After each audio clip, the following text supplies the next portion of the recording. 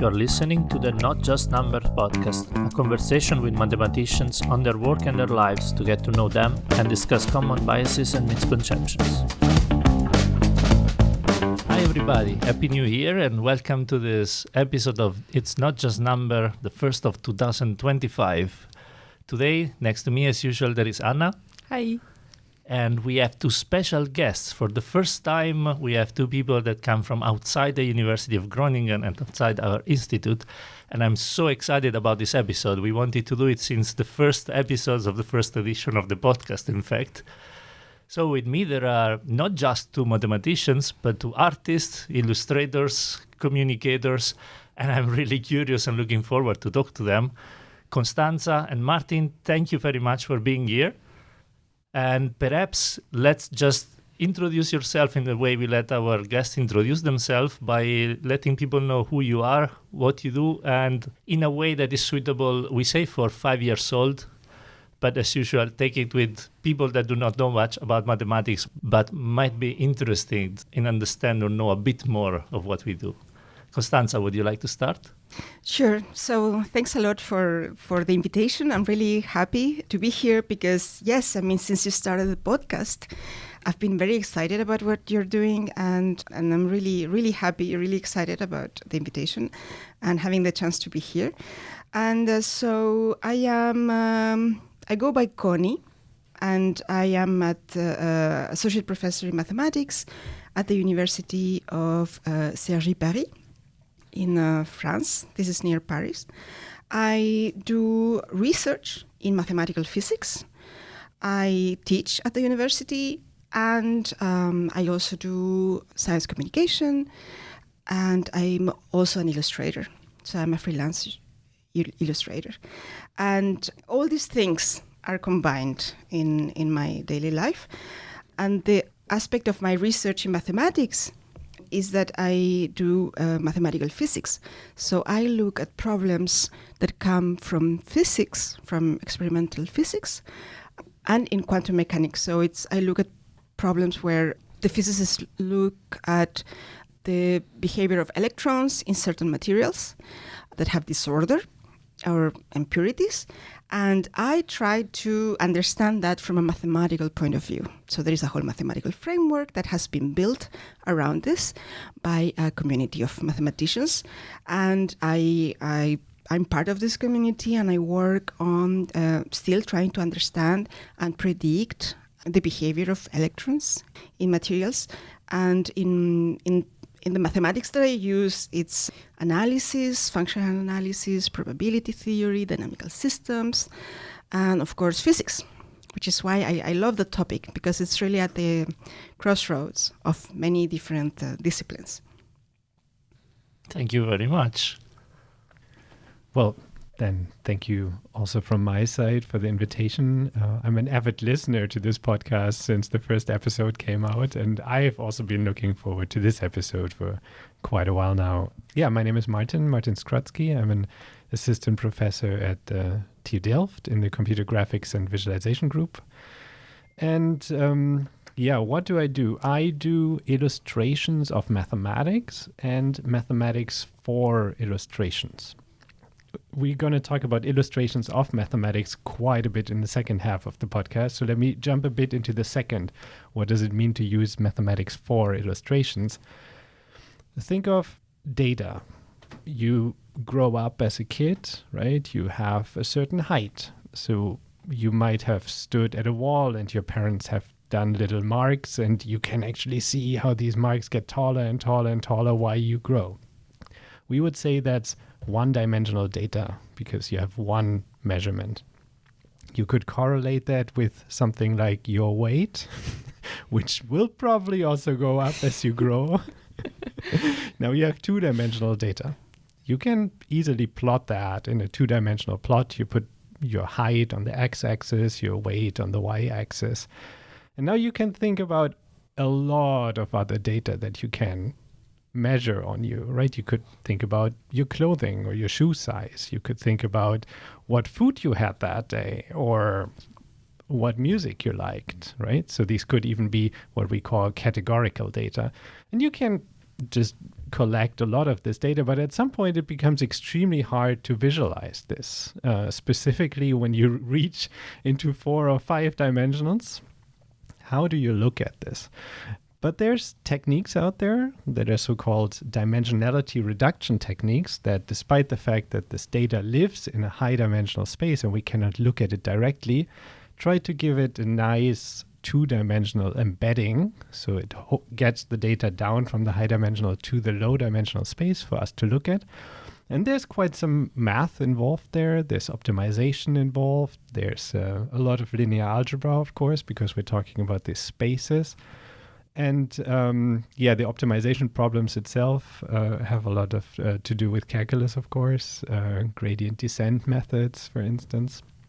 And so I'm, as a trained mathematician, but also a trained computer scientist, I'm working in this intersection field of making data, high-dimensional data, visible.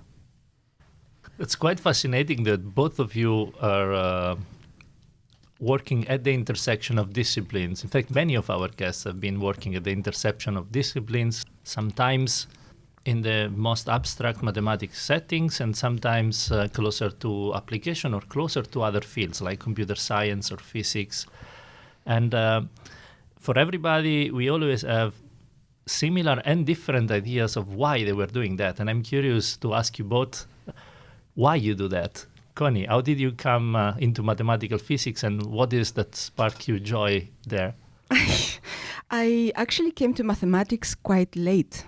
I discovered mathematics really when I was doing my undergrad because I started with physics. I wanted to do physics. I discovered physics in turn at high school. And during my whole years in school, I knew mathematics were important, but I was more interested in drawing and reading comics than actually the mathematics. So I knew it was important and I had good grades, but not more than that. And then I discovered physics at the high school and chemistry. And I was fascinated by both topics because I think it was the study of electrons in a way. So we have this reality that we don't see, but we see the effects. And the physics and the physical laws that govern the behavior of these particles is completely different from the laws that govern us, our movements. So I was really fascinated by this micro world. And that's why I wanted to study more physics. But then I went to the university and I realized that the mathematics that we're taught there was something completely different from what I saw at school. And I realized that it's a language that was allowing me to treat models in physics. So I needed the maths to do the physics part. And then I realized, I want to learn more. I need to understand more of this if I want to understand better the physical models. So in a way, I switched. And I went to mathematics with a very naive idea of, I was young back then. I thought I had my whole life in front of me. I'm going to go to mathematics and then I'm going to come back to the physics. But then, you get into mathematics and you just continue. And I was really fascinated by this and all the mathematical framework to study physics. There are many ways of studying physics with mathematics, and the one that I like the most is analysis, a lot of linear algebra, to study quantum mechanics. So I just continued. I studied my undergraduate in Chile. I'm from Chile. And then I came to Paris for a master, and I kept learning about mathematical physics. I realized there is a whole community working on that, mathematicians, or even physicists that do mathematics, and mathematicians that work in mathematical physics. And this is how I got into this. It's really seeing mathematics as a language, discovering this huge gap that is between the school and the university, which is basically the gap that is between the math at school and the math that we do as researchers. And I think this is also the thing that motivates me to do science communication. Because I discovered quite late, but the people around me, many of the people around me have been trained in mathematics since very early. But I didn't know this. I just didn't see these aspects that are so interesting. And I really felt like, I would have benefited from science communication when I was young.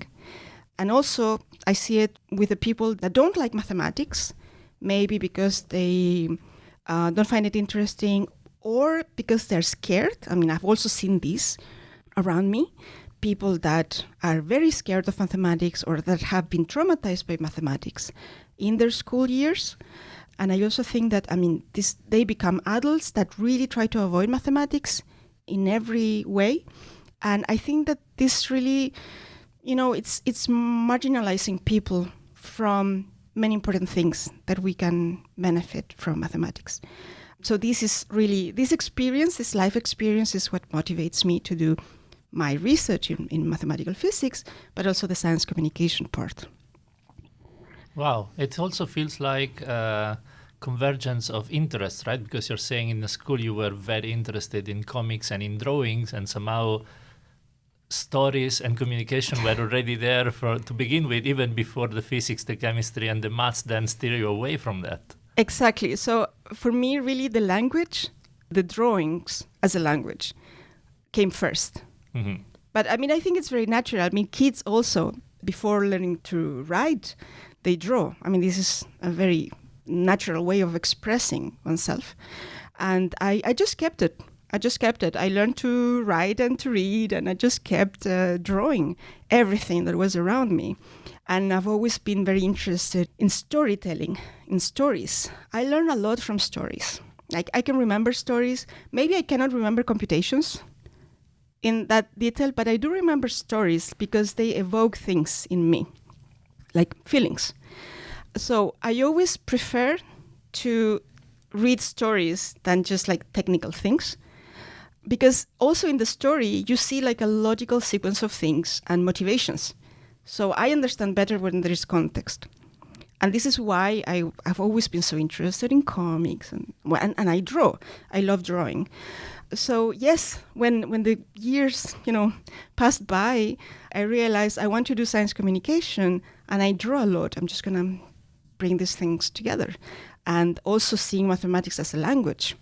It also came like, for me, drawing is a language. Mathematics is also a language. And it really, it really comes together. Yeah. I see. And so I was wondering, in your time as a bachelor and master student, did you already use your drawings to make sense of certain topics within mathematics? Okay, that is an interesting question, because what happened was that as soon as I got into the university, I stopped drawing completely. Wow. I had a creative block that lasted years, the years that I was studying. And then I went back to drawing when I was doing my PhD, because as you might know, during the PhD, it can be a frustrating period and you can get, stuck in problems. And it's very useful to do other things. So then I thought, okay, this is driving me nuts. I'm not making any progress. I started taking courses in comic drawing. And that's how I would be fulfilled, because I would be happy when I was drawing without any pressure, I knew what was coming out of it. I had full control. And I loved experimenting. And it was a place where experimenting was good and productive, when you do art. You don't have this pressure that, okay, this is what I have to come up with. And you make experiments and then, this is interesting. And then you're happy with the result. And I think, so this is a realization that I came to this year. Because I always thought, I had a creative block during my undergrad years and my master. And I really felt it like a block. I would try to draw and nothing would come up. But I really think it's because the energy that I put in both things, it's the same. Like in my mind, this activity of studying, doing research is very similar to the one I do when I draw up stuff. You needed all your energy to focus on learning stuff in your bachelor and master's then? Yes. Absolutely. I can see that, yes. Focusing on something, it's very time and energy consuming. Yes. Yes, and of course in the PhD, I mean, did you have 4 years? Yes. Yeah, most often people have 4 years, and it's a whole while before actual results need to be there, and so you have some time to also focus on other things. That makes total sense. It's also a bit sad, I find, that you see art as something where you can creatively explore without the sort of the pressure of producing, but science can't be, because a PhD should be something where you just creatively explore and go out and find something. But that wasn't the case for you. Exactly. No. That's very sad.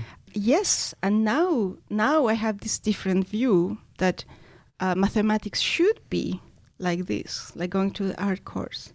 But I had a traditional, I came to mathematics late, and I had this traditional path of doing mathematics in France, which is very competitive and very elitist. And people are trained from very early age, and I was always catching up with stuff. I was always catching up and just thinking that, okay, this is what success looks like, because I would see it around me, and this is what I should do. And, well, we said we were going to talk about the challenges that we have faced. Of course. And I think for me that has been a challenge. I don't work that well in this path, in this very traditional path. And right now with the 8 and with, I've worked a lot in these two fields, in the illustrations, drawing and math. And I see, I wish I had seen this before. And that's also motivation to do science communication. And now say to the young people, these two things should be the same. In mathematics, you should feel as when you're doing art. You should experiment. And things will come up from this. And all the mistakes, they're not mistakes, opportunities. These are opportunities.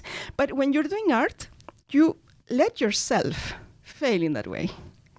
But when you do maths at school, no, you shouldn't. You should just get the right answer. That's the only thing that matters, the right answer. And I'm really fighting against this now as an established mathematician. Now I work at the university. Now I have students. And I really try to convey this message. But it's very hard because, students do come formatted from school. It's only important to get the right result, whatever that is. Does the result make sense? Who cares? Is it right or not? And I think my view of mathematics have been very informed by my practice in illustration.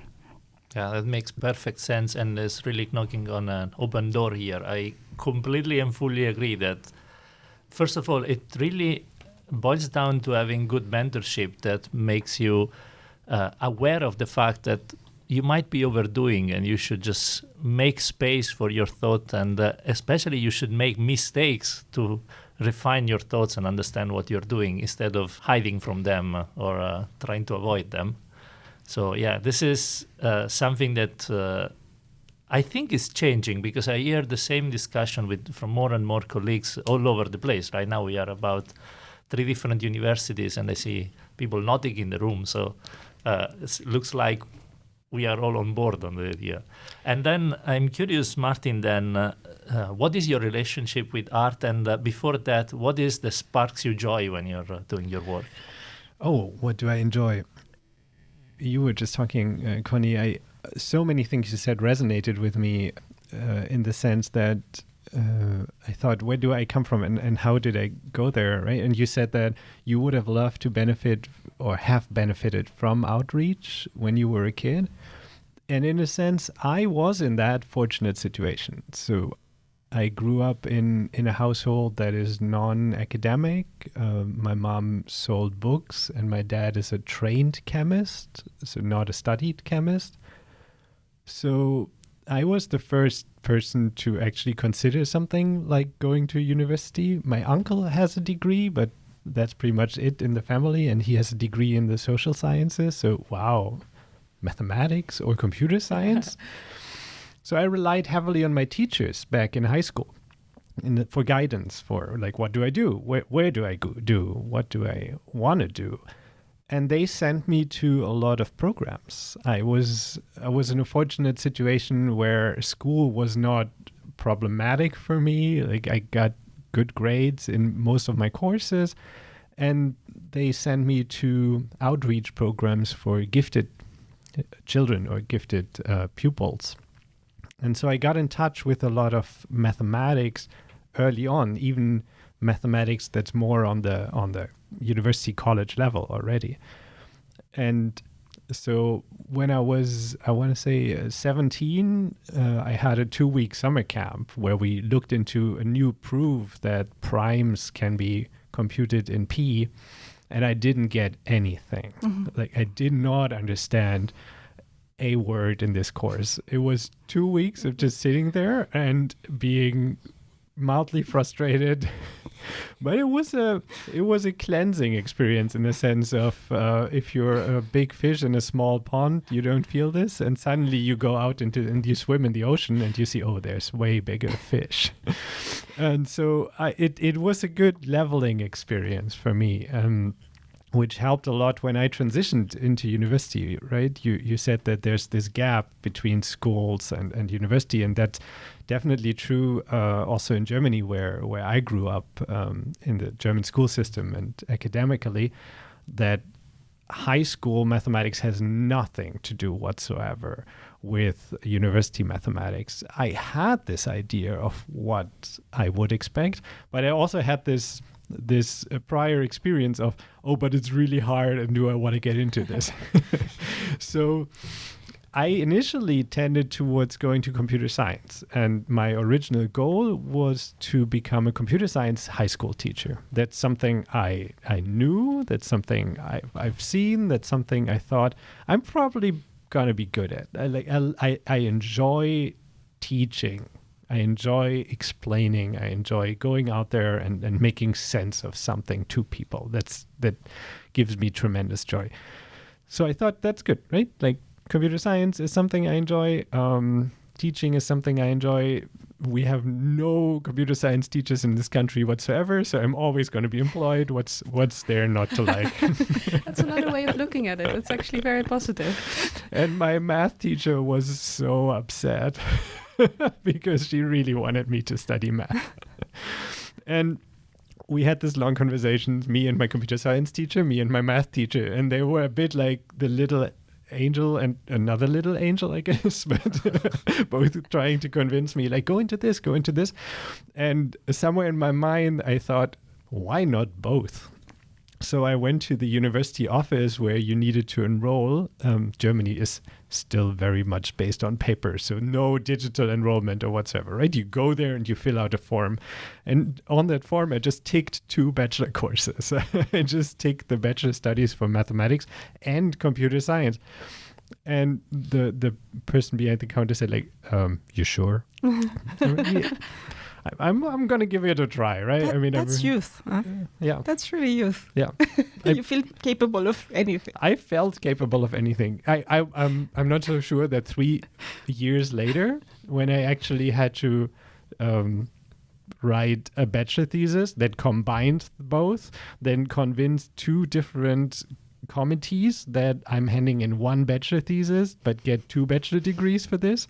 And throughout these 3 years, actually following up on, I want to say, about 1.5 times the amount of courses. Yes. I could, of course, use a lot of math courses in computer science and a lot of computer science courses in math. So I built my own curriculum and stuff, but it was a challenging time. And throughout that time, I really felt math grow on me in the sense that computer science felt a lot like learning things by heart, replicating what you saw in the lectures. You see an algorithm in the lecture, you program it. Boom, that's the exam.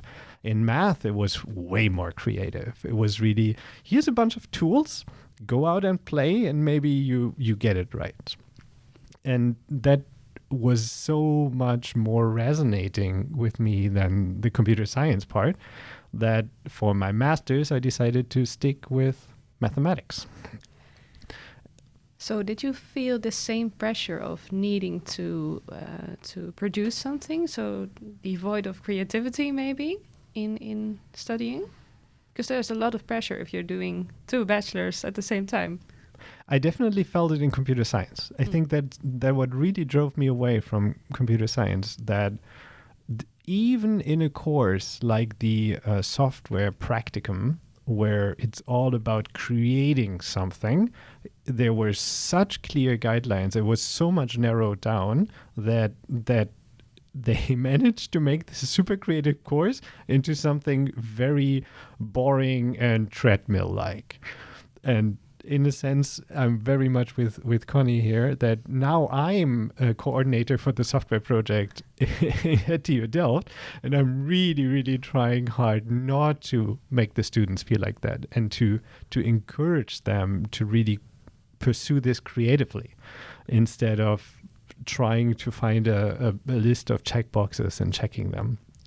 So how do you go about this then? How do you encourage creativity in students? Because this is quite hard. I mean, it is, and I think there's several things that we try, and I cannot say this is solved, right? We would all love to say this is solved, but it's not. So a couple of strategies that we employ is that we give them a very long exploration phase in the beginning. So the first 1.5 weeks are really designed to understand the problem and to give themselves their own roadmap, in the sense of, okay, here's the problem the customer has and the customer brought. This is, by the way, a course where we have actual companies come in with their actual problems, right? So you already have, in the sense of teaching research, you already have the relevance that it's an actual problem they're working on. So most of the students are highly motivated, which is good. That's perfect. You cannot say this about all the courses we teach, right?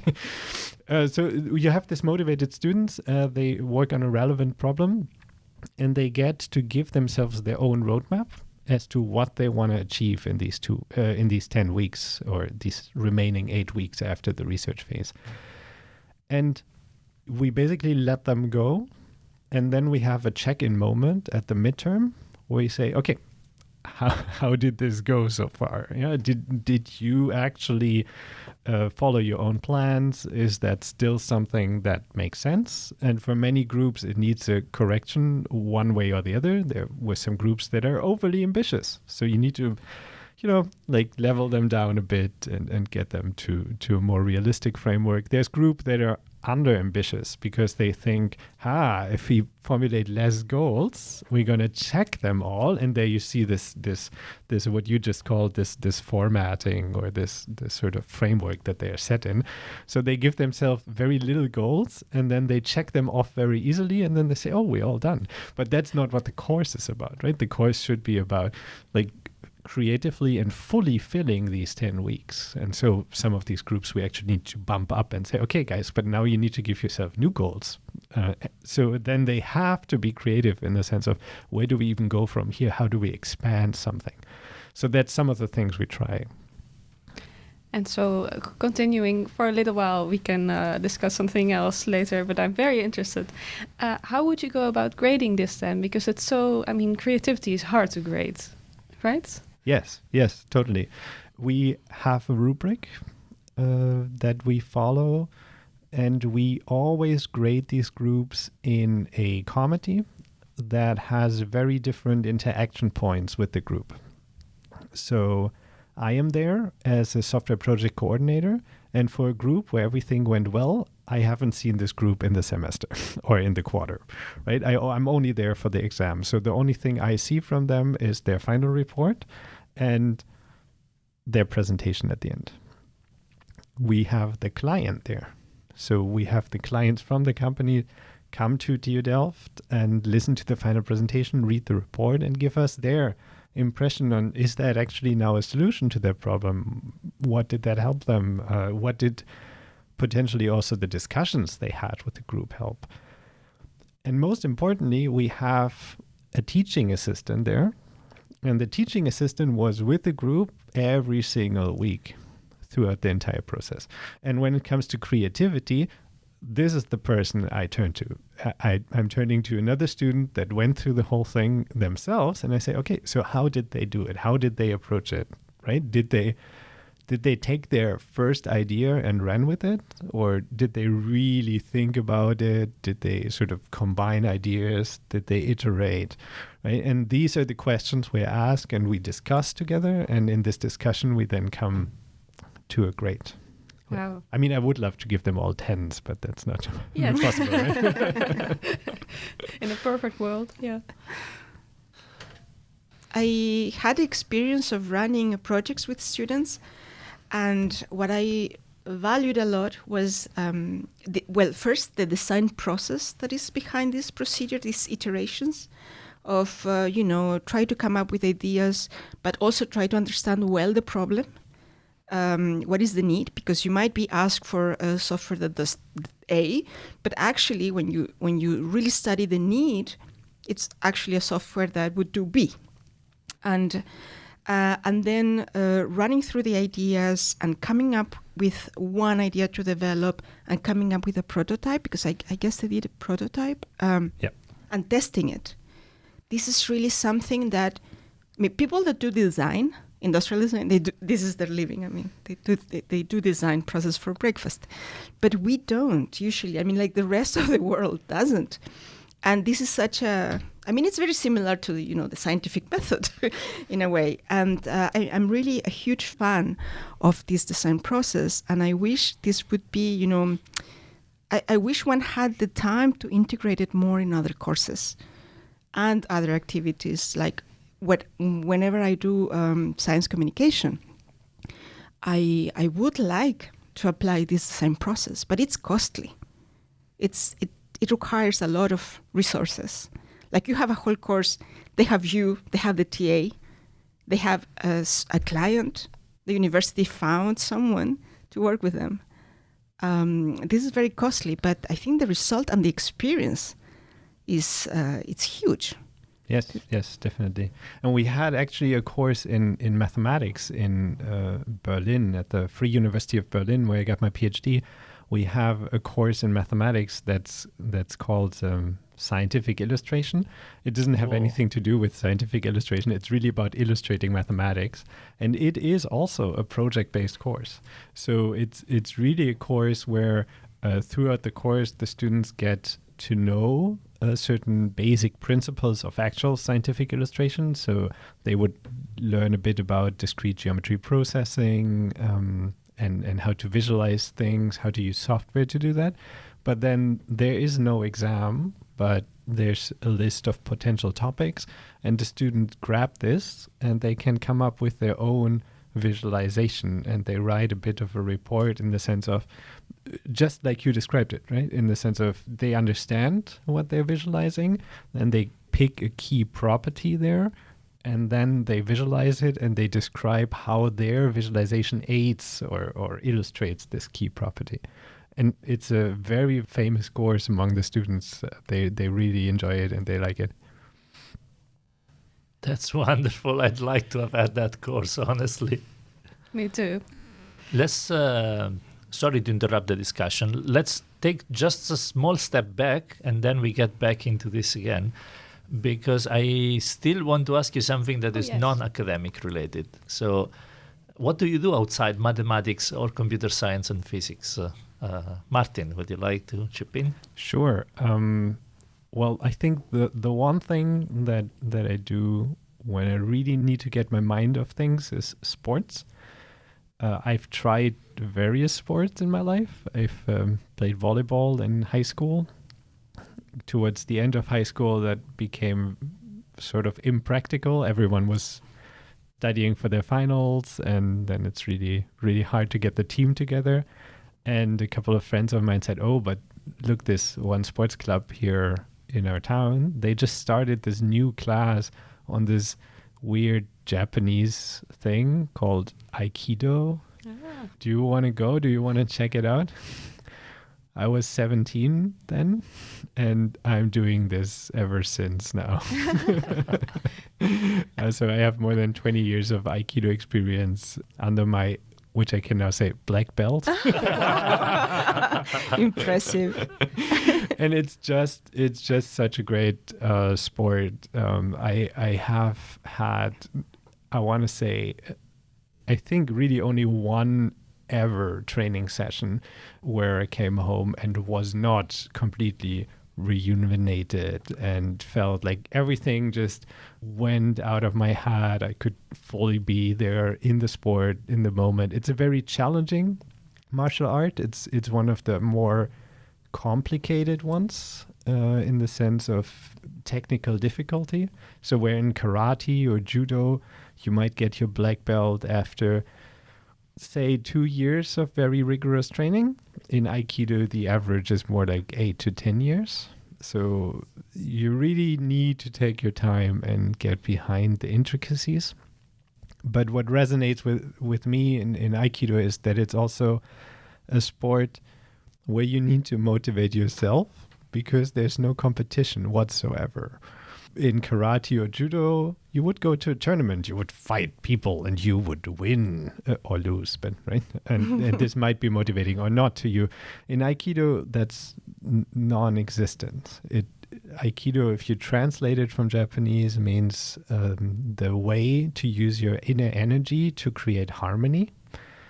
And the founder of Aikido created it around World War II, when he saw all the terrible things happening in the world. And he said, okay, but how can I use my martial art knowledge to create a better world? So the entire idea of Aikido is that if energy is given to you by your opponent, you take this energy and you redirect it in a way that it's neutralized, that in an ideal situation, you are not harmed, but in an ideal situation also, your opponent is not harmed. And that sets it really aside from other martial arts where you don't care about the well-being of your opponent. And this whole philosophy of Aikido just resonates tremendously with me. And so, yeah, it stuck with me. And yeah, you find me on the mat if you're looking for me. I love this idea of non-competitivity and harmony. I mean, the goal is harmony. I love it. I don't do any sports. I walk a lot. That's a great sport, by the way. It's very healthy. If you use sticks, it's called Nordic walking, right? Well, when I was in England and I went to the GP one day and they asked me what kind of sport I do and what level, and I said, I do nothing. I walk out my dog. Oh, but that's moderate activity. So the next one was competitive sports. So you could do none, little, moderate, or competitive. And I was moderate just by walking out the dog. So I think if you walk a lot, at least for my doctor in England, you're doing lots of sports. Yeah, it's true. I walk a lot. I like wandering around the city. I like cities. And I like walking aimlessly, just walking. I really love it. And but what I do outside maths is that I read a lot. I read fiction. I mean, when I'm not doing maths, if I want to rest, I will be drinking tea or coffee, reading books or comics. I'm a huge reader.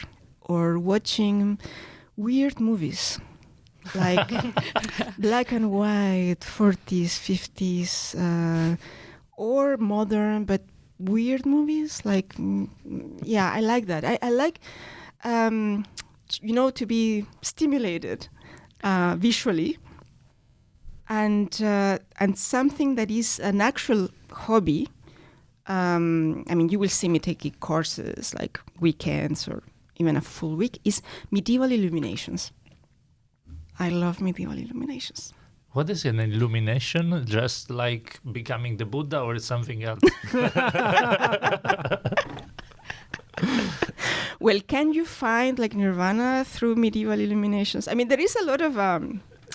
so these are medieval manuscripts that were created before Gutenberg's press, and that they were handmade. I mean, they were handwritten, and the illuminations are the drawings around the text, and usually with gold. They would put gold, actual gold, in these drawings to put, the borders or to highlight the letters, the first letter of the text. So illumination comes from actually putting light on the paper, making, shine because it has gold. And of course, there is a whole monks used to do this. At the beginning, it used to be done by monks, and they would copy books, and this was how knowledge was spread back then. But then it became a kind of a luxury item. So kings, princes would commission these things to just have them because it's fancy item. And then this moved outside the monasteries to actual professional, bookmakers and illuminators. It's something that requires a lot of attention, and it's usually done. You need to be very, very detailed and very, careful with very small. In German it's called Miniaturen, because also you have the miniature format. But I like the big things, big books. But you need to be very focused and not distracted at all, because there are so many little details and you can mess up very quickly. And it's full of, pagan imagination. Although the books used to be often sacred text, like Bibles and stuff. Even in the Bible, even in the most religious texts, you have weird characters coming out from them. I just find it so human. Yeah, of course, the ideal would be to, in the first letter already in a picture, kind of grasp the whole story that you're going to tell. That would be the ideal for such a letter. Do you use it yourself? Do you make these yourself in the work that you create? So it's so yes, I've learned to make them, and I take courses, and the materials are very expensive. So it's not like something you do at home very easily. And usually the preparation, it's also, you need space because you need to make the pigments, you need to combine them to make painting. It's not like, it doesn't come from a tube. And all that, it's also, you're doing a craft that is 1,000 years old. And there's something very special about it. It's very nice. I like the feeling, you get to see how monks used to do this, or nuns used to do this. But I'm usually most captivated by the figures that they represent and the decorations. Sometimes there are very intricate decorations and flowers, and it's a lot of ornament. And of course, there is a bit of calligraphy too, to write the text. But I'm fascinated by all this, bookmaking. I like reading, so, and it goes all the way to bookmaking, making books, drawing books. That's perfect. Decorating books. This is, I think that's a thing. Maybe that's what I do besides math. I love books. And indeed, yesterday you were walking around libraries here in Groningen. This is also my hobby. I visit bookstores and libraries. I love seeing people in the libraries. I love working in that kind of setting with people around. I find it very motivating. The light buzz of people walking around you and talking. I find it very motivating. What I do as a mathematician and also drawing, it's I just need myself, it can be a lonely activity. There is always one part of the work that you have to do it alone. So I like going to places like cafes and libraries where there is people around in the same mood, working or, focus on something. It helps me concentrate. It helps me a lot. Thank you both very, very much. And in fact, since we are already talking about illustrations, and when you do illustration, can you maybe do a step back then? When did you start being an illustrator? You said that you stopped doing illustration because of university pressure, effectively. Then you restarted because of university pressure as a way to release this pressure, right? Right. But that's a good way of putting it. Yeah. But at that point, you were still, you said you were taking courses, or you were still studying and using it somehow as a side hobby for yourself to relax and distract, right? Yeah. At which point did you switch between this is my hobby to I'd really like to have this incorporated into my research and daily activity and have also communication as part of this? So it was a very slow process because when I got into maths, and I was fascinated by maths, there was also this component that is also very sad, Martin, that that in academia you are supposed, at least this is what you see, that people do only one thing. And outside of maths, what do? Maths. I spent some time in the Mittag-Leffler Institute, 3 months there after my PhD. And there they were very interested in making us have activities like team bonding activities and stuff like that with the more senior people. And there was this survey that you had to fill in a sheet of paper and you had to say what were your hobbies or your interests. So that people would know what you would be interested, and maybe, you could match people like that. And when I went to leave my survey, of course, I put, what do you do besides mathematics? What do you do besides math? What is your interest besides math? There was the question. I wrote down many things, and I put my paper there. And then I just looked around. I just looked at the pile of sheets and looked at another sheet of paper from a very well-known senior mathematician. What is your interest besides maths? Maths. That was his answer.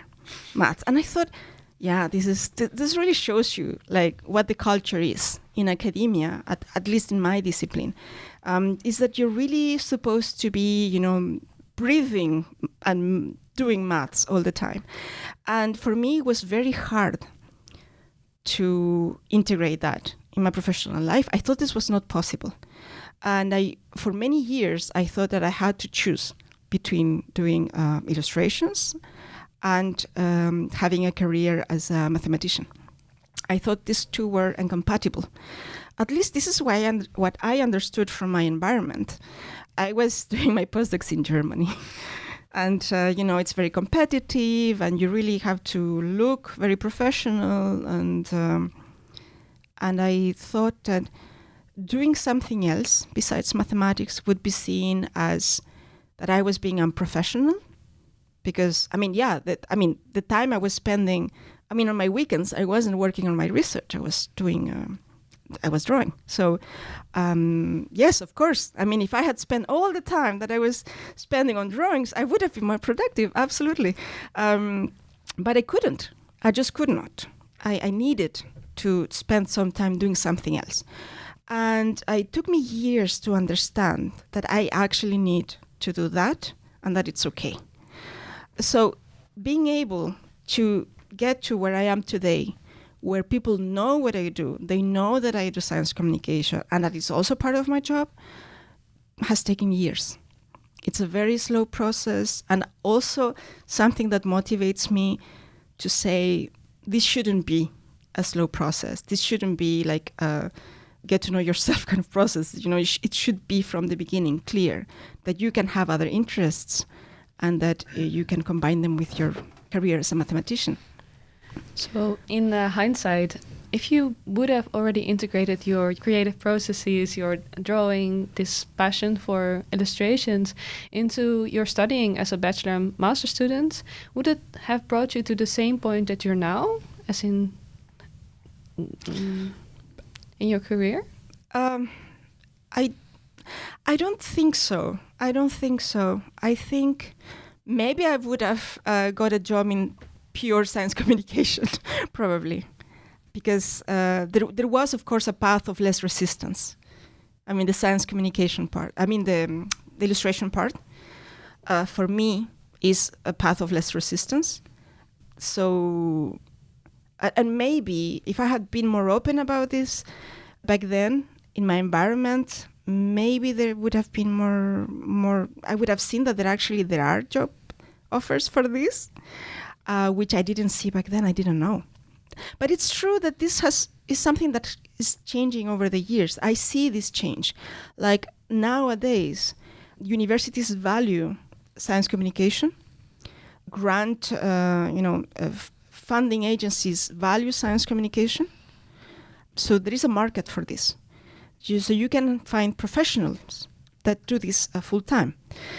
But when I was, as in my postdoc years, when I was a PhD student, master student, I didn't know too much about this. So I really thought that it's either I do maths as a career, or I do illustration and science communication as a career. So I really thought it was either one or the other. And it wasn't until, and at the beginning, I was actually hiding. I was hiding behind a pseudonym. I was using a pseudonym for my artwork, for my illustrations. And it was a bit, it was a bit silly because when I did my first postdoc at LMU in Munich, I had a Marie Curie fellowship. So one of the things that I had to do during this fellowship was to do outreach. And I thought, then I'm going to, since I don't speak much German, I'm going to do it in English. I'm going to have a blog where I'm going to interview people and I'm going to write about mathematics. But I'm also going to use this opportunity to draw. So in my blog, that was called The Rage of the Blackboard, Amazing title, by the way. Nice, yeah. Rage, because of the Rage theorem. Yes, I remember the blog. Yes, my favorite theorem in maths is called Rage. So, and Blackboard, of course, the Rage of the Blackboard. And I would write under my name and the illustrations, and I would say, by someone else, by E.A. Casanova. That's the name of my grandmother. And so whenever you would see the blog, you would think that, I have an illustrator that does things for me. That's so professional, yeah. And so for several years, I did this. And that's why also my Instagram handle is E.A. Casanova, because I was still using my pseudonym. I was afraid that my colleagues would know, because I was going through job interviews. I was afraid that my other activity was going to be seen as a distraction and was going to penalize me. And it was then at some point I had the opportunity of doing an exhibition during the conference of Imaginary in Berlin. And I printed my illustrations in big posters. And we had the exhibition, and it was signed as E.A. Casanova. And I had a tag with my real name, Constanza Rojas-Molina. And I saw Cédric Villani, famous mathematician, Eugenia Cheng, famous mathematician. I saw your selfie with Cédric Villani, I think. Yeah, amazing. But do continue. Well, back then, I saw them looking at my work and taking pictures, taking photos, with their cell phones of my work. And I wanted to go and say, hi, this is my work. I'm really happy you like it. But my name didn't match the name on the pictures. So I didn't do anything. So I was like, damn it. And that was another sad thing. I was shy. I was too shy to approach them, to tell them, I'm so happy you like my work, and to discuss about it. And all of a sudden, it was like this realization that, people can value this work. Professional mathematicians can value this work. And so that was, one thing that opened my eyes. And the other thing was that when my friends, mathematicians, they knew what I was doing, they loved it. And I've always been very grateful for their encouragement. So Marcello, you're one of them. Max, Line, Martin Gerber, the people that knew that what I was doing, they would ask me like, oh, this is great. Can you do this? I would love to have this on the cover of my book. Like Max, I did a cover of his book. Or Martin Gerber, when he did his PhD, he asked me to do the first letter of the text as a medieval illumination. when he knew that I was doing that. And when you look at his manuscript, the first letter is an A for Anderson localization. That's an illuminated letter that I drew. And all these gestures made me think, okay, so the people that I care about, they value my work. They think it's great. So maybe I should stop caring too much about what other people think. The people I value, they support me. So this was really helpful to get to a point where I would say, yes, I do research in mathematical physics. I also do illustrations and I do science communication. This is all part of my activity as a mathematician. I cannot separate one from the other. So did you start out under this pseudonym? Was this your start of integrating your illustrations with the mathematics you were doing? Yes. So I started with this blog. Yes. I was doing the illustrations for mathematics. And I started doing portraits of the mathematicians that I was interviewing with visualizations of their research. So this was the first time that I started doing visualization of mathematical concepts when I was doing these portraits. And this visualization, what should we think of if you talk about visualization of mathematical concepts? Can you give an example? Right. So, okay, maybe it's very different to the visualization that you do, because the visualization that I do of mathematical concepts is more of a free association, because it's drawn with a hand. And what I would do is that I would interview, I interviewed female established mathematicians for my blog, and then I would look at their research. I would, browse a couple of papers, try to have an idea of what the problems that they look at, and then draw around that. Try to show a bit of the research, and I would use the usual traditional plot of functions. I would like surfaces, if they work on surfaces. I would draw the surfaces. If they worked on graphs or other spaces, I would draw that. I would base myself on the visualizations that already exist in maths. We do have a lot, actually. I mean, we draw all the time. So there is a huge vocabulary already of math visualization. And then I started, adding on top of that, because my audience was non-math. I mean, I was thinking of people that don't do mathematics. So I use, cultural references. What I think the audience will have as a reference to represent some notion. So maybe an example of visualization that I did, that is a more recent, it's from 2018. I did a drawing challenge around Eminöter. And there is one prompt. So we had 30 prompts for each day of the month. And one of them... Which was the month of November, right? Yes, right. So the challenge was November, if I remember correctly. Exactly, yeah. That was it, you remember. Yeah, it left an imprint on me, you see. Oh, nice. Yes, it was November for Eminöter. And at some point she says that proving an equality, A equals B, one way of proving this is to show A smaller or equal than B and B smaller or equal than A. And she had this, there is a quote that says, this is like cheating, because you are not really detecting what is the essence of the thing that makes A and B equal.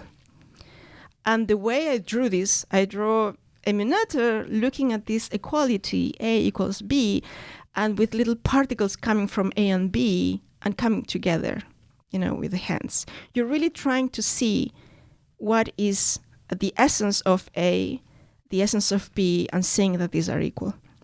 This is what she was trying. I mean, this is her way of, saying you have to look at the essence and to know what makes A equals to B.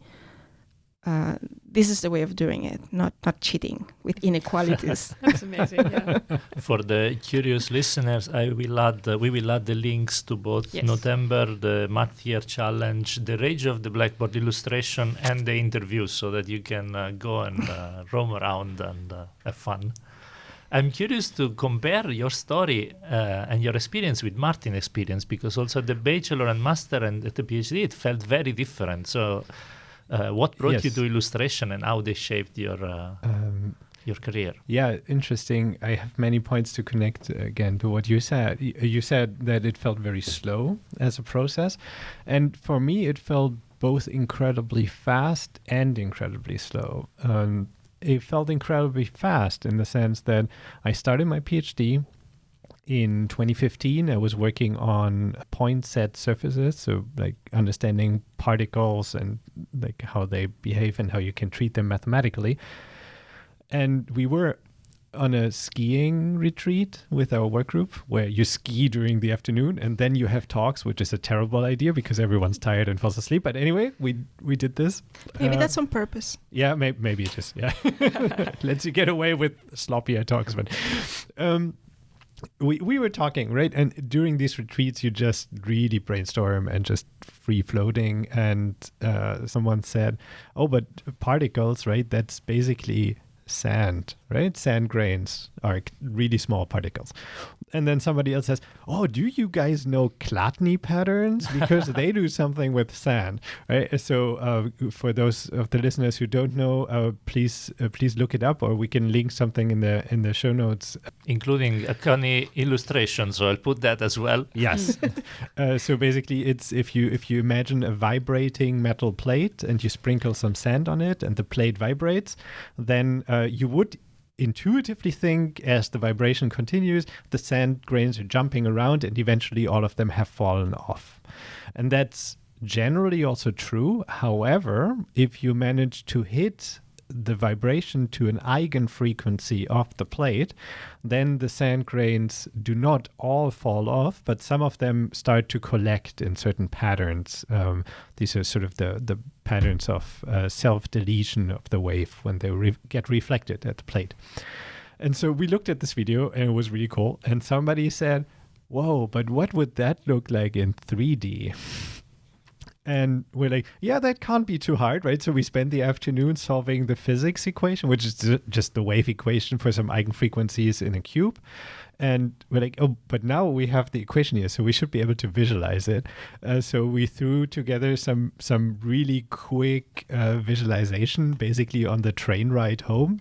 It was about an 8-hour train ride. And so we sat there programming this. So we had some initial visuals. And then somebody else, so I want to highlight how much of the collaborative effort this was, right? So there were like 4 or 5 people giving suggestions throughout this. Somebody said, "Oh, have you heard of this conference? It's called the Bridges Conference for Mathematics and Arts. And I think what you have there would be really cool." So we looked it up. Indeed, we had a couple of, I want to say, in my memory, it's days left. Probably it was more like 2 weeks left or so, but it was on short notice. But we threw what we had together and wrote a short article called Chladni Patterns Revisited, a peek into the third dimension. So just for my interest, actually, what is the design that you ended up with, creating this 3D metal plates and... Yeah. Oh, this is a good question. Of course, what would a 3D metal plate look like, right? So for the 3D case, I describe it differently. I say think of something viscose. Think of honey, right? So think of a cube filled with honey. And then you sprinkle something in there. I guess in the Netherlands here we would use hagelslag, so like chocolate sprinkles. So these are little particles floating in the honey. And as you now have the cube vibrate, the particles could just permeate through the honey and eventually sort of drop out. But again, if you hit the eigenfrequencies of the cube... Of the honey or the cube? Of the cube. Yeah, okay. The particles would collect in sort of surface structures. Wow. So it has a bit of a feeling like looking at a coral, right? A coral that sort of, while growing, folds in on itself. So you get these surface structures formed by the sprinkles in the honey, by the particles in the 3D medium, right? So we ended up doing an isosurface visualization because we had the physics of it down. So we knew where the surface would lie. And then you can employ various algorithms to visualize surfaces where you have an implicit description to show them.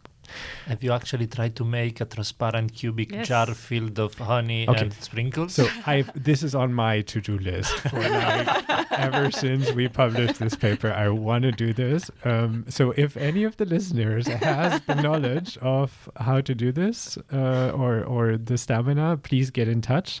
I think it doesn't have to be honey. I think you would need to experiment quite a bit with the medium in terms of what's viscose enough so nothing sinks to the bottom, but not as viscose so that the particles can still move in the medium. You would need to see it. It would need to be transparent. It would need to be transparent also because otherwise that's it, right? And then you would need to experiment with the particles so that they're actually driven by the vibration. So there's a lot, like, if we have a material scientist listening in, call me. Anyway, so from that perspective, it felt very fast, right? So I'm basically about a year into my PhD, and I've published my first paper on illustrating a concept that has nothing to do with my PhD topic, right? So I got derailed immediately. However, it felt very slow because I still distinctly remember the comment that my PhD supervisor gave me on this. And that resonates a lot with the sad part that you also mentioned, because he said, yeah, that's all nice and fun, but that has nothing to do with what the scientific community will value. And nobody will call you up and say, oh, this great illustration paper you did, you need something serious. You need to be an expert in something serious. And that's what people respect you. And when you have this expert status, in like 20 years, you can do these things. And that was discouraging. And I just want to highlight, I got invited to this podcast because of my illustrations, so haha. If you're listening, advisor. No, but in all seriousness, right? Like, I think things would have gone quite differently if I got a different feedback back then. And for me, it also took, just like for you, Connie, it took somebody I respect to tell me what you're doing is great, that I realized, oh wow, wait, like I can make something of this. And I had two instances that for me were sort of these pivoting points. The one was that after my PhD, I applied for a postdoc at the Institute for Computational and Experimental Research in Mathematics, the ICERM in Providence, Rhode Island. It was only a 4-month postdoc because they had a topical trimester on illustrating mathematics. And I'm like, I want to do this. It's only 4 months, so it's not going to, quote unquote, cost my career, right? And I get to do what I love for these 4 months. And this was a trimester with 40 people in residence, and I've made the greatest connections there. I've met most of the people that I'm collaborating with now. And I hope we can talk about this a bit more, about this whole illustration mathematics community, because I have more to say on this. But it was a pivotal moment for me that started there. And then after my postdoc in Rhode Island, I went for a postdoc in Japan in 2020. And 2020, the listeners might remember, it was a weird year because there was this COVID thing going on. And so I sat in home office a lot in Japan, though. And I was preparing where to go next. I couldn't go out as much. I couldn't go to conferences. I couldn't actually make contacts and ask people, hey, do you need another postdoc, please, maybe? And so not finding a position would have meant being unemployed. So I started talking to all the people I knew. I really spread it far and wide. And I found Klaus Hildebrand at TU Delft, who said, oh, yeah, I know you. And I think your profile matches pretty well a couple of questions that I'm currently investigating. So spoilers, these are the high-dimensional visualizations. And we wrote a grant together to get me there. And we handed in the grant in May 2020, and in December it came back positively, and so right on time. So my funding ran out in December. I was unemployed for just 1 month, and then I could start at TU Delft. But I remember it so distinctly because in this proposal, we actually highlighted all these illustrating activities that I did. Back up to then, I had started a whole series of papers at the Bridges conference, right? I had created way more than just one of these 3D visualizations.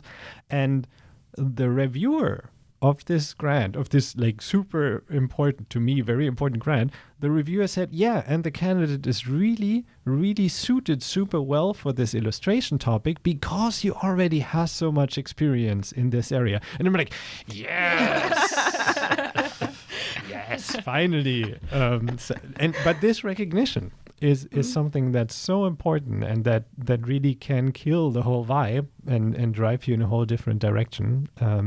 So yeah, it felt very fast of getting a first sort of taste, but then really realizing, hey, this is something I can actually do for a living and people do appreciate it and will appreciate it. That sadly took longer. And I hope it's not as long for next generations to come. It sets you apart, of course. So there's a reason for you to be hired over someone else who has maybe the same expertise in the mathematics side of things. So that's amazing. Yeah, exactly. I think things are changing also in this respect, right? The reason this podcast exists, for example, is exactly because my experience was like yours, that we are supposed to live and breathe mathematics and nothing else until we are super famous, and then we don't know what else to do, basically. And it took many years to realize that people have very different and fun and interesting hobbies outside mathematics. And I remember talking indeed with you, Connie, with Max. We had all our hobbies. Max was cycling, you were drawing. I was just playing with the computer programs. But it felt like, so at least I'm not on my own doing other things than just doing mathematics. And then my experience coming back to university and talking to the student was that there is still this idea that we are all-knowing being just doing mathematics day and night and weekends, and it's time to change this perspective and know that we are just people. Yeah, and in a sense, I'm sort of standing in front of the next wall right now, because I'm now a tenured assistant professor at TU Delft, but there's a sort of career progression, right? And you're evaluated by a committee, and the committee, as I've been told, will ask you about your research output and your grants. And so that's my next challenge, to convince this committee in a couple of years that illustration is a really worthwhile pursuit and that they should value it. Ask me in about like 3 years or so how that went. This is one of the things I admire of both of you, that you, from earlier on, before the latest career stages, you have put out your work and you have made it clear that you are also communicators and also illustrators. Like, one of the reasons this podcast started last year is because I was scared to dedicate time to it before I got tenure. I was much more focused on making sure that all the boxes were ticked. And then as soon as I know I am tenured, I can free some time and decide, okay, now priority one has become this thing that was on the list for 2-3 years now, and I can do less of something else, perhaps at the price of the next promotion, but it's less important now than the previous one. Okay, so then in the perspective of a student, you gave this very nice advice, Constanza, of, in hindsight, maybe already dedicating time to hobbies, to not only focusing on mathematics. But from my perspective, this is not too easy. I mean, there's still the pressure, there's still a little bit of this sense of prioritizing math and rigorousness. How should students deal with this sense of pressure? Is there a way to have this pressure and still be able to be creative in their math? Do you want to start? Sure. So I'd say, I mean, it's not like integrating these hobbies and these interests, it leaves me completely stress-free, right? it's and that would be an illusion. But on the one hand side, it's important to realize that anything outside of your work actually makes you better at it. If I find myself working throughout an entire week on something, my actual effective productivity goes down through that week. If I actually take a weekend off, go to an Aikido seminar, beat some people with a stick, and then come back, then my brain had time to relax. And actually, that's the moment where I come into the office on Monday morning after a good relaxing weekend, and I'm like, and also I suddenly know what was going wrong the entire week, and I can fix this bug on line 327, and the program finally runs, right? So I think that's one very important realization to be had, that anything sort of doing creative outside of work is really helping your creativity in work. And then the other thing that I would really, really encourage people to do is find your own creative pursuits and find them in the courses. Some courses will allow you to do this. Some courses will let you ask questions, will let you explore a bit of the lines that are there. And if you don't feel a course does that, then from the perspective of the lecturer, I would really value people to just come into my office hours and say, hey, we would wish to have a bit more creative freedom there. And then I, as a lecturer, would love to have that conversation in the sense of, okay, cool, let's do this. Yeah, but where do you see wiggle room? What could we do? What would you be interested in? And I think that's conversations to be had, because from one perspective, we're trained also in designing courses to have content and then align this content with teaching activities and assessment. It's called like constructive alignment, right? But then we always start from this content. We start from this technical perspective. And sometimes the teaching activity comes later. So it might be better to start with the teaching activities and say like, oh, I have this cool creative teaching activity.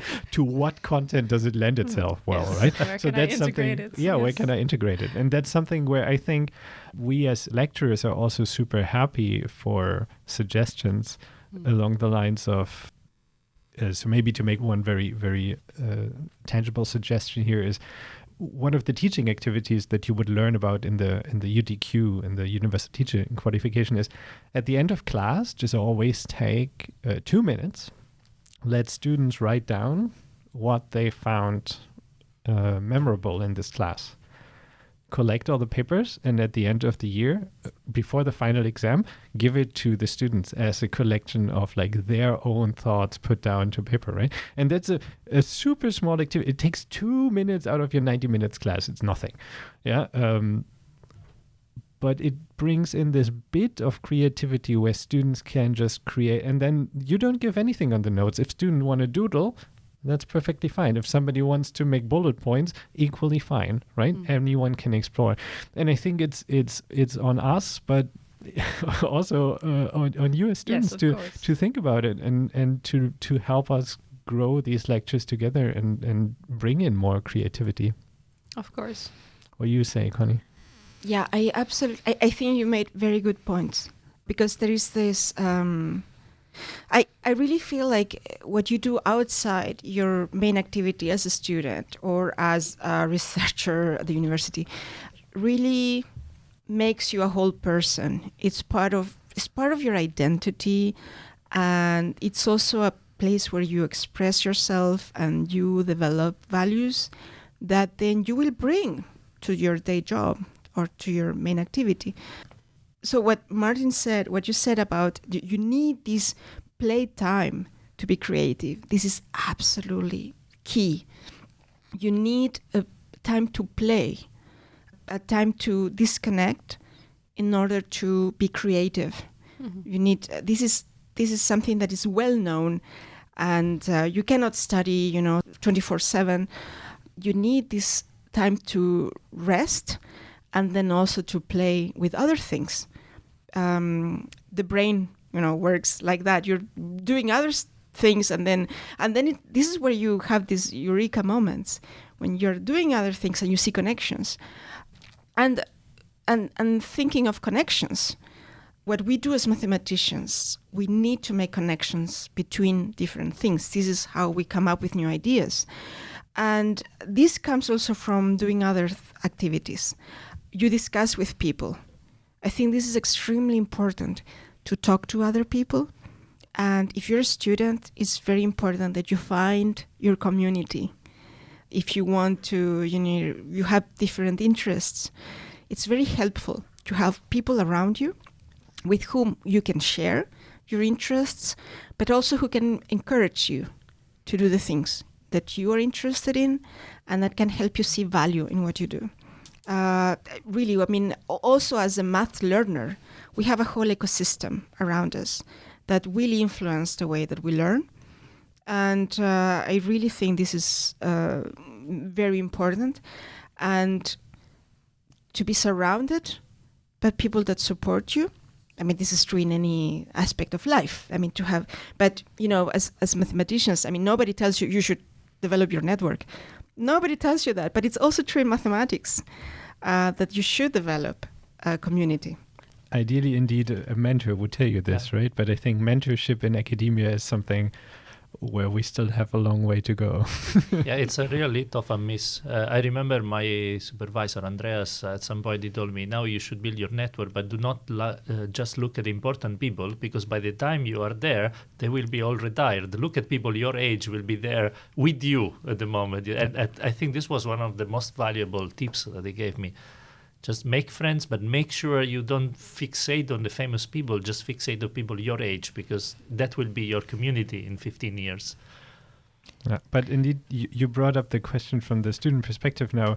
So when we were preparing this podcast, I was asking the question, and I think this might be a fun moment to talk about it, in the sense of where have you encountered illustrations, or since we made this a bit broader, creative spaces now in your studies? Please say somewhere. Yes, actually, and this might be this is maybe not a coincidence, but was with Marcello's course. Of course, he had illustrations in his course book already. And I remember that there were homeworks in this course. Was it manifolds? I think it was manifolds. And we were encouraged to describe a certain phenomenon or definition within manifolds, such as smoothness or these kinds of things, in an illustrative way. And this went pretty well. Everyone was very excited to do this. Although I did discover that to make it very rigorous is still very hard. I mean, you can describe, for example, openness in the fuzziness of a teddy bear, for example, because it doesn't have this very strict border, but then still to apply the definition of smoothness to a teddy bear, there's some limits there, of course. So that was still pretty hard to find this connection. But it was a very fun way to think about these mathematical concepts. And even in talking to family or friends that are outside of mathematics, this is a very nice way to explain what openness is. So all these concepts in analysis or geometry are very well explainable in this way. So this was a great lesson, I think. I'm totally going to steal this idea. This is so nice. Absolutely. And indeed, what you described there is something that we battle with, right? It's this idea of didactic reduction, that if you move away from this hyper formal language of mathematics into another domain that's not as hyper formal, you are bound to lose something.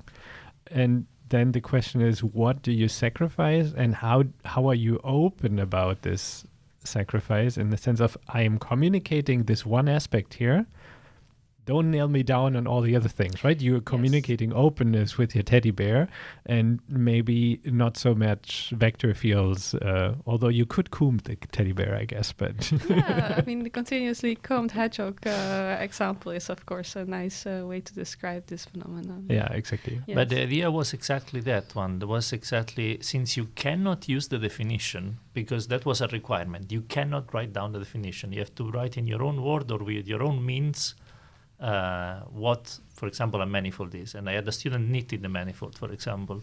and another made a video, and somebody brought a description, and somebody brought an image. It was something, and my opinion there was that if you find a different way of presenting it, even though that's not the definition, the moment you go and have to recover the definition, you remember how much you struggled to find this example and what wasn't working, and then the definition is there and what didn't work and how your example was there. So this was the way that came to be. Was the year that you had also the not test? Maybe that was the year after. Not test. No, I don't think so. Yeah, no, that was the year after pandemic. So what the is not the not test? Yeah, this is something I don't remember from who I copied this. Somebody online. They even send me their text that they use for the not test that I adapted for maths. So there were 3 homeworks, but one of them could be replaced, choice of the student, by a not test. Oh, yes. Yeah, this was my year. It was your year, yeah. So the not test would be you choose something from the course. You have to then discuss it with me. I can tell you if it's enough or not, but you choose something from the course and you explain it in your own way, in the way that makes sense to you, with the tools that make sense to you. And so then again, at the end, I had very few students did this, but I had a student that knitted different manifolds to show that in some cases you can do it with one chart, and in the others you need more charts because you need to glue the various parts of the knitting, for example. Another made a video to show how a push forward is transforming vectors.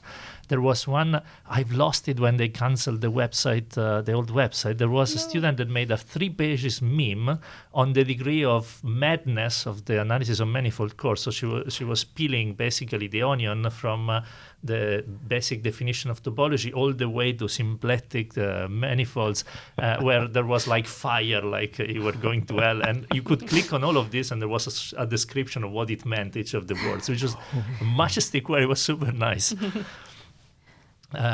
The few students that did it, it was just so fun to create that. I find this so valuable as an experience. And going back to the experience of students, usually there are no science communication courses at the bachelor undergraduate level, but it's so important in our field to be able to communicate. And I mean, and doing this exercise, how would you explain this notion? It gives you a vocabulary, gives you an imagery that you will use later. I mean, this teddy bear thing is genius. That you would use later in the future whenever you try to communicate these things. And of course, you won't forget about it. You will never forget about the teddy bear. And I think this is, this, now we see, and, with all this, what is our post-truth reality, fake news, media manipulation, and this crisis in the belief of, in the trust in science and scientists. We see that it's so important that we integrate this to our jobs. Ideally, everyone that does science should be able to explain their topics. But I think this is still a challenge. The people that do science communication are still people that are mostly passionate about it. And this doesn't, I don't know how it is in Delft or here in Groningen, but this usually is not taking as hours in your job. The only thing that is measured is the teaching. You're supposed to also do research, but this is not measured in hours. And the science communication is not, it's not used. Universities are happy to see that you do science communication, but it's not like they're giving you extra hours. There's no incentive for exactly. You to, So I really think that this should be part of the curriculum, to tell all our students, all the bachelors, even if they do maths later as research or not, if they go immediately to the job market, people should be able to communicate. And complex ideas in general, not just math. You're really trying to understand what a complex idea is and trying to visualize it and trying to explain it in order to, convey this message to someone else that doesn't have your background, that is not inside your mind. This is essential also on the workplace, right? At some point, you might be hired as a mathematician, as a researcher, as a computer scientist, whatever. you will have to talk to your client, to your managers. They might not have any technical background. And then it's really crucial that you have learned how to get to the same level and how to get the message across. Otherwise, it gets extremely challenging to do and produce anything, in fact. But I think the other point I wanted to make is that there are still resistances also inside from the student's point of view. So it's not just that the university is not doing too much. I think we have trained the student to be extremely conservative on the way we do things. Like the not test, your year, Anna, was the good year where 4 people, 5 people did it. The year after, nobody did it. And I was asking the student why, because I thought it was fun. But they say, because it takes much more time to do this than to actually know the definition and copy it down. So there is a matter of, which is also depending on the curriculum, a matter of time pressure on doing things, which would say, okay, everything that is out of the comfort zone might be working or not working, might be fun or not, but there's wasted time. It will not bring me to that grade necessarily, and definitely will be taking more time out of the other courses, so I just don't do it and move on. So actually, one of 2 points I wanted to make here is that an illustration doesn't have to be outside of your comfort zone, right? An illustration can be, for someone who's very proficient in drawing, can be a drawing. And then if you're already proficient in drawing, this will not be outside of your comfort zone because you draw, right?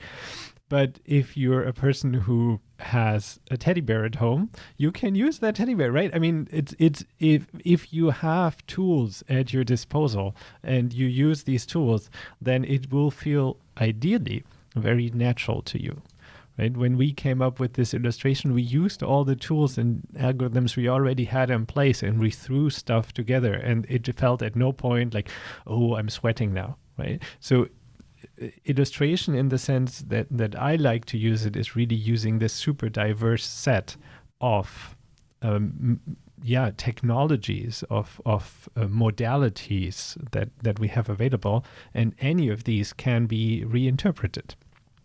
The other thing that I really also wanted to underline here is that how important it is, even for someone who stays in academia, to have strong communication skills, because I've sat through so many conference talks where I'm lost on slide, sometimes even slide 1, like the title slide. I don't know what these words are, and they're never explained to me. Cool, I'm out, right? So if you boil things down to a level of common understanding, then people will appreciate it. And if people really want to know the details, they'll read your paper anyway, right? So any talk, even at a scientific conference, can take these liberties of just being a bit more relaxed and a bit more illustrative and a bit low key, and it will be appreciated by your colleagues even. I can attest to that.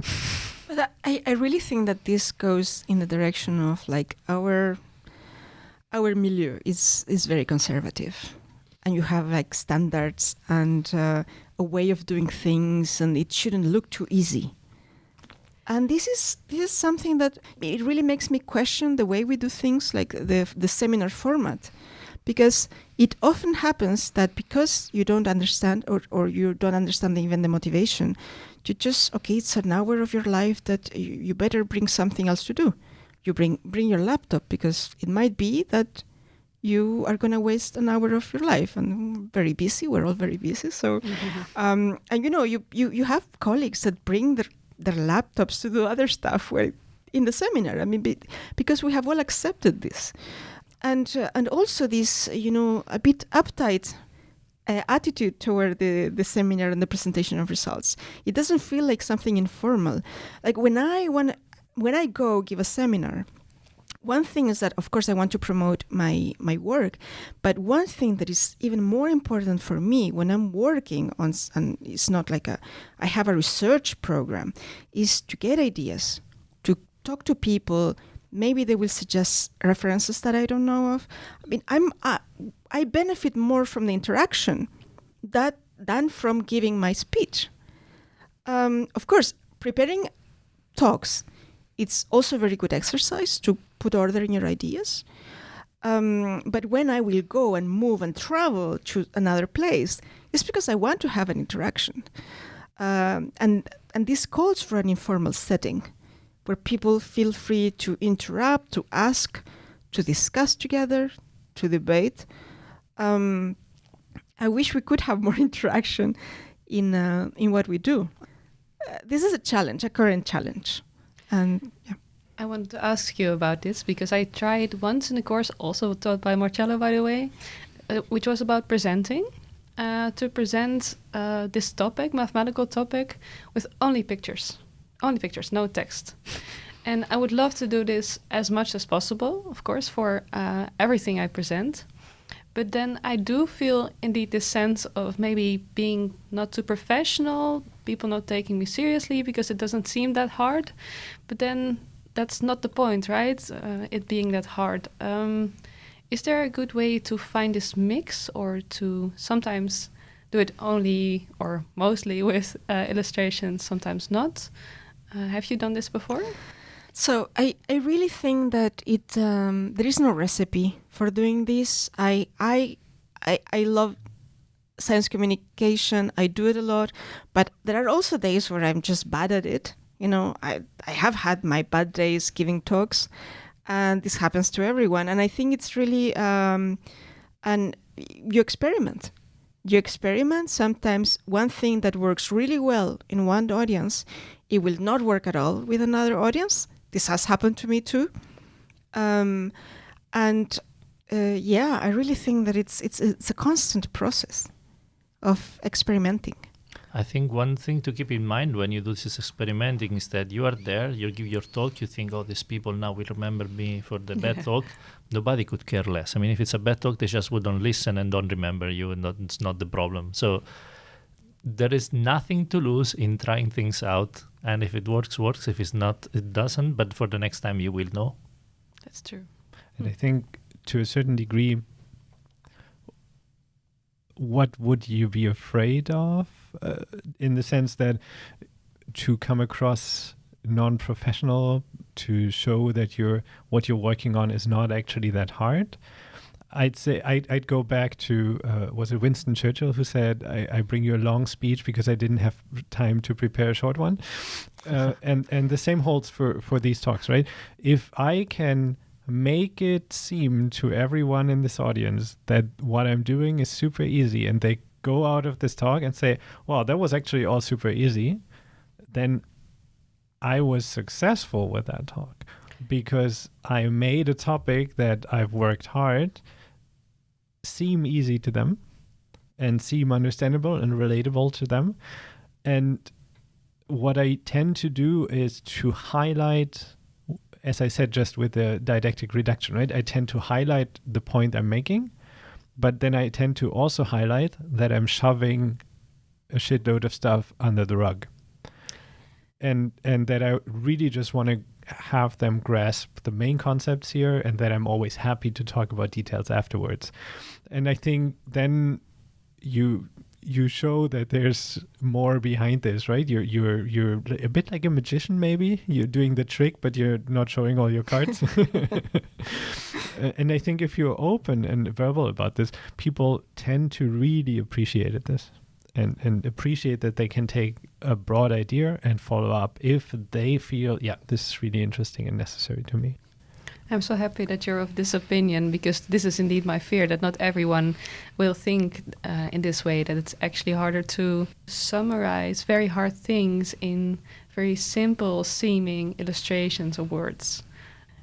But of course, it's always possible to just add some ghost slides with a ton of interesting and complicated looking mathematics. So, but the complicated mathematics are the easy way to present, yes. Right? You throw a big formula on there, you don't explain anything, and then you say things like, as we all know, yes. or as you clearly remember. And proof by intimidation. Yes. Proof by intimidation. Yeah? And you lost 90% of the audience because you don't care and you didn't put in the effort. But in any case, I think you have to take granted that there will be somebody that will not appreciate the way you've done things because they like the thing that is super technical, or because they like more images, or because they liked a larger intro. So for whatever reason, you cannot make a big audience all happy. So there will be somebody super happy, there will be many that will be happy, and there will be somebody super unhappy. And life is such. I would like to just come back to one point that you make, that is community. You both mentioned community many ways, and we talked about the mathematics community multiple times.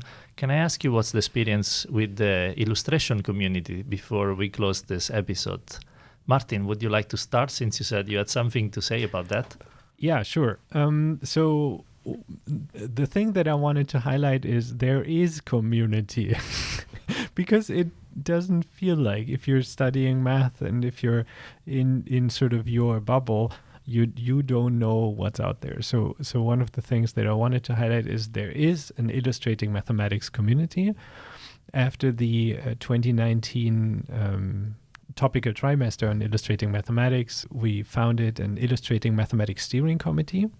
And the easiest way to get in touch with us and the community that we built is to go to the website illustratingmath.org. You find a link to a Discord server, and we're at, I want to say, 800 something people there. 800 people worldwide that are passionate about illustrating mathematics in the broadest ways. We have everything from virtual reality, 3D printing, images, podcasts. So there's a lot out there. There's a great show and ask channel. There's a technical help channel if you want to actually start something, but you don't know how. If you're tinkering with something, but you need someone with expertise, the community is amazing and great. And if you think, is it worthwhile? Yes, it is, because we've already mentioned the Bridges conference for mathematics and arts. So whatever you tinker with, you can publish there. If you have something of a longer piece or need a more flexible deadline, there's also a journal, the Journal for Mathematics and the Arts. So have a look at that. And if you feel like you're working on something that should really reach a wider audience, feel free to get in touch with us at the Journal. We're always open to give you some opinions along the lines of, is that worthy for publication, or just send us an article. We're happy to have it peer reviewed and talk to you about publishing it. But please do get in touch with the community. Oh, one final thing I want to say on the community is that we also have a seminar. And that's definitely a seminar with a lot of pictures. The Illustrating Mathematics online seminar, completely online, and all the talks are also on YouTube. So if you have missed the talk so far, you can rewatch them on YouTube. So please do that, and please also join for the next couple of talks. They're always amazing.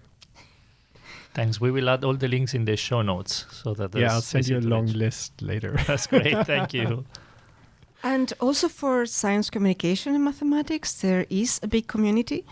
There are every 2 years there is the Matrix Imaginary Conference, and I think the next one is in New York in 2 years from now.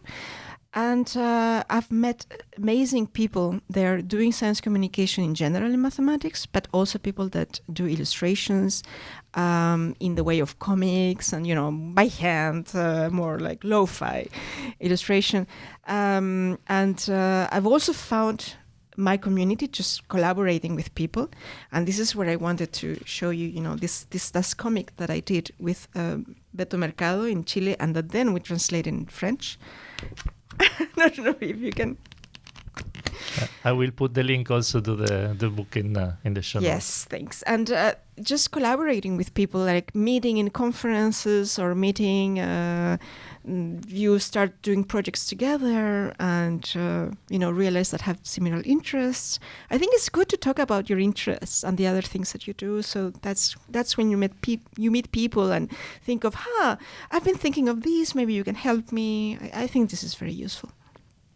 Yeah, and it is an academic pursuit, right? So I have a PhD student now since July whose topic is illustrations in mathematics.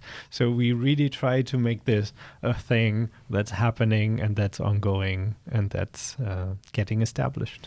That's amazing. I mean, we are researchers, we're scientists. We really cannot get the science out of everything we do. It's like it permeates everything we do. And like I've been with the comics and with the sketch notes, I've been discussing with the people in didactics of mathematics, and I've been running impact evaluations with school students to see the impact, to see what do they learn from this. It's really like the research process that it really just comes out naturally. You really want to do research. You get interested in something and you want to do research about it. Yeah. So thank you all very much. I actually have a page full of things that I would like to discuss further, yes. But for the sake of time, and also it might be that there are people outside waiting for the podcasting room now. So I want to thank you so much for being so open to talk about your experience, the difficulties, the nice parts, and your hopes for the future. It was an amazing discussion from my point of view. And I really hope that all the listeners agree with this and that you enjoy the episode as much as we did recording it. And if you do, please share it with your friend and spread the voice around. Thank you all very much. Thanks a lot. Thanks. It was great being here.